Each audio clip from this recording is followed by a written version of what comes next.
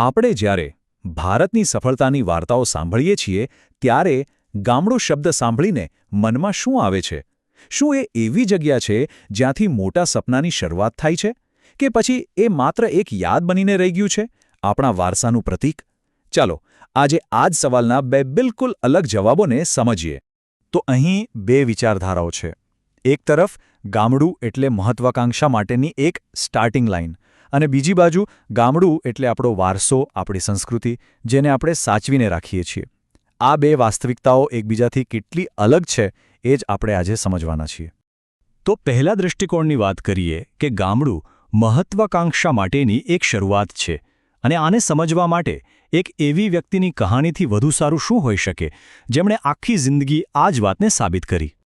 આ કોઈ સામાન્ય સફળતાની કહાણી નથી. આ વાત છે મનુ પટોડિયાની. એમની કહાની એ વાતનું જીવતું જાગતું ઉદાહરણ છે કે તમે ક્યાંથી શરૂઆત કરો છો એનાથી કોઈ ફરક નથી પડતો, પણ તમારા સપના કેટલા મોટા છે બસ એ જ મહત્વનું છે. એમની આખી સફર ગુજરાતના એક નાનકડા ગામડાથી શરૂ થઈને સીધી દુનિયાના સ્ટેજ પર પહોંચી. જરા એમની સફરની આ ટાઈમલાઈન પર નજર તો કરો. 1970નો દાયકો.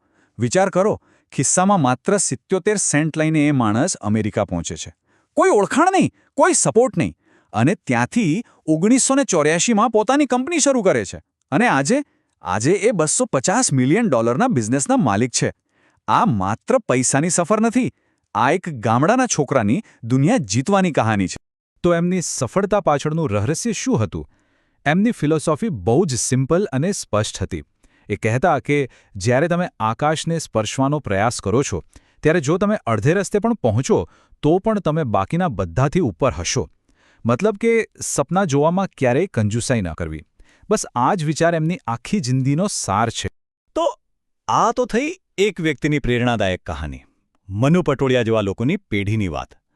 પણ હવે સિક્કાની બીજી બાજુ જોઈએ. ચાલો થોડા ડેટા પર નજર કરીએ. આજની જે યુવા પેઢી છે, જેન ઝેડ, એ લોકો ગામડા વિશે શું વિચારે છે? આપણે હવે વાત કરીશું એક એકેડેમિક સ્ટડીની. આ આપણને સમજવામાં મદદ કરશે કે જે પેઢી શહેરોમાં મોટી થઈ છે, જેણે ગામડું કદાચ ફિલ્મોમાં જોયું છે, એમની નજરમાં ગામડું કેવું છે. તો આ સર્વેમાં કોને પૂછવામાં આવ્યું? જુઓ, લગભગ અડધા તો સ્ટુડન્ટ્સ હતા, બાકીના નોકરી-ધંધાવાળા. એટલે કે આ જે દ્રષ્ટિકોણ છે એ એક જુવાન, ભણેલી ગણેલી અને શહેરી વસ્તીનો છે. આ વાત યાદ રાખવા જેવી છે. અને આ સ્ટડીનું જે સૌથી મોટું તારણ નીકળ્યું ને, એ ખરેખર વિચારવા જેવું છે.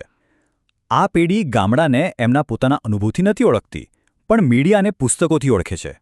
એમની ગામડાની છબી ફિલ્મો અને વાર્તાઓથી બનેલી છે. આ મનુ પટોડિયાના જીવંત અનુભવ કરતાં બિલકુલ ઉલટું છે. તો ચાલો હવે આ બંને દુનિયાને, આ બંને વાસ્તવિકતાઓને સામસામે મૂકીએ. એક તરફ છે મનુ પટોડિયાનો સંઘર્ષ અને સફળતા, અને બીજી તરફ છે આજની પેઢીની ધારણાઓ. આ સ્ટડીનો એક આંકડો ખરેખર ચોંકાવનારો છે, -0.002.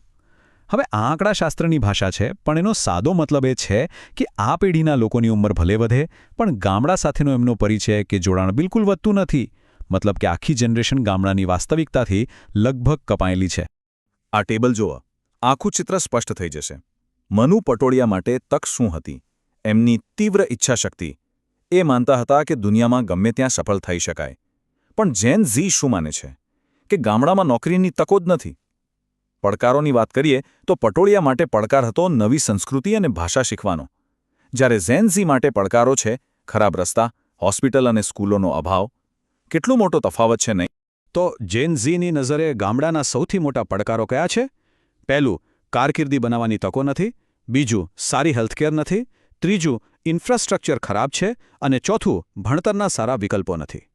હવે આ ખાલી સમસ્યાઓની યાદી નથી, આ એક એવી માનસિકતા દર્શાવે છે જે ગામડાને મહત્વાકાંક્ષાની નહીં પણ એક મજબૂરીની જગ્યા તરીકે જુએ છે.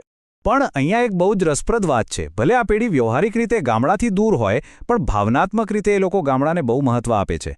એમના માટે ગામડું એ ભારતની સંસ્કૃતિ અને વારસાનું એક અગત્યનું પ્રતીક છે, એક એવી જગ્યા જેને સાચવવી જોઈએ.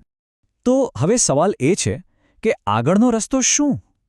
શું આ બંને દૃષ્ટિકોણ ક્યારે ભેગા થઈ શકે? ચાલો જોઈએ કે આ બંને વિચારધારામાંથી આપણે ભવિષ્ય માટે શું શીખી શકીએ. આગળનો રસ્તો આ બે પગલાંમાં છુપાયેલો છે.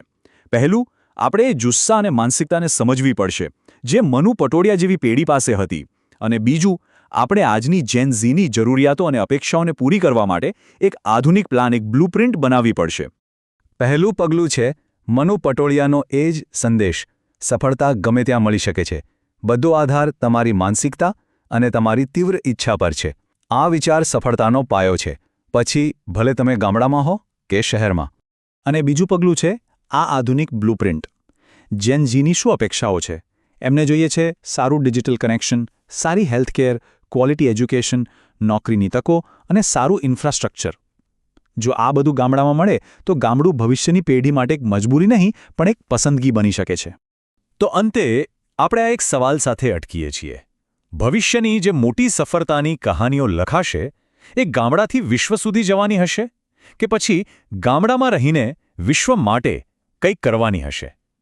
આ એક સવાલ છે જે ભારતમાં મહત્વાકાંક્ષાની આખી વ્યાખ્યા બદલી શકે છે.